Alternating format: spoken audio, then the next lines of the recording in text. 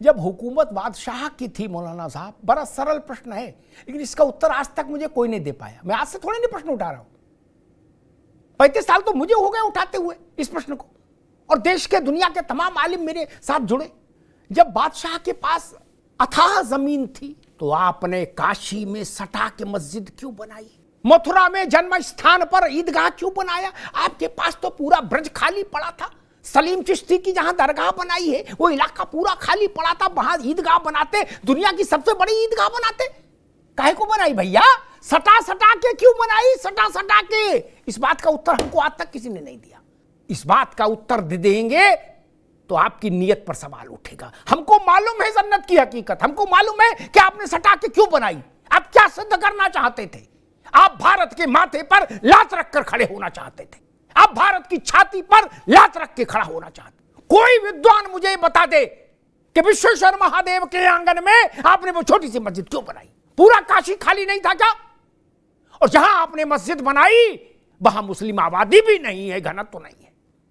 उससे कई किलोमीटर आगे जाके मुस्लिम आबादी है काशी में, बात मैंने पहले भी उठाई थी। वहां क्यों नहीं मस्जिद बनाई जहां नमाज पढ़ने वाले थे? मथुरा में आपने जहां ईदगाह बनाया वहां मुस्लिम रिहायश का घनत्व तो नहीं है मौलाना साहब। जहां घनत्व तो है वहां क्यों नहीं बनाया? दिल को बहलाने के लिए भाईचारा अच्छा है मौलाना साहब, ये नहीं चलेगा ना, ये गंगा जमुना दोनों नहीं चलेंगी। मैं उत्तर देता हूं सटा के क्यों बनाई। आप भारत की आत्मा को घायल करना चाहते, आप भारत की मर्यादा को तार तार करना चाहते, आप भारत की आत्म तत्व को लहूलुहान करना चाहते थे, आप भारत की आध्यात्मिक चेतना के पवित्र दिए को बुझाना चाहते थे। वो हालांकि आपके लिए संभव नहीं था लेकिन आपकी कोशिश थी। आप रामकृष्ण और शंकर को नहीं जानते थे? जानते थे। भारत में उनकी स्थिति जानते थे, उनके प्रति श्रद्धा अध्यात्म की चेतना को पहचानते थे। काशी, मथुरा और अयोध्या भारत की राजनीतिक राजधानियां नहीं थी, भारत के आर्थिक केंद्र नहीं थे। फिर आप सब लोग वहां आए किस लिए? कबड्डी खेलने? नहीं ना।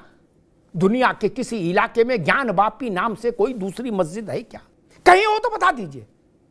और जिसको आपने फब्बारा का, मैंने मौलाना साहब से एक बार कहा था कि आपने अपने वजू घर में जिसको इस दुनिया का सनातन धर्मी विश्वेश्वर महादेव का श्री विग्रह मानता है, वहां आप कुल्ला करते रहे, वजू अपना मेल धोते रहे। और आज भी अगर सुप्रीम कोर्ट उसको रोकता नहीं तो आप वही प्रक्रिया जारी रखते।